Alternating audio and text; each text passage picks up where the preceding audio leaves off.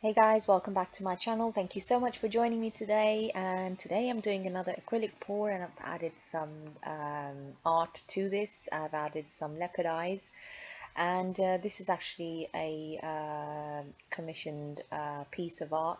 And they specifically wanted this design, but I wanted to change it slightly, and so I decided to add an acrylic pour at the back.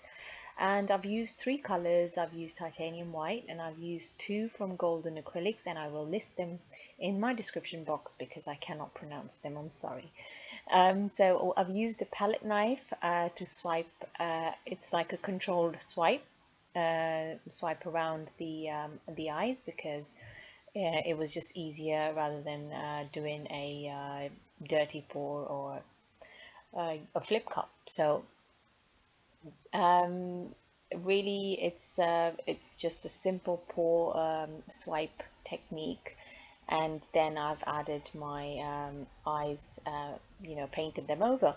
But I'm not going to share the whole video process or video with you because it can be quite boring to watch, and it's just I've done part of the painting so you can see or get an idea of how I created this art piece.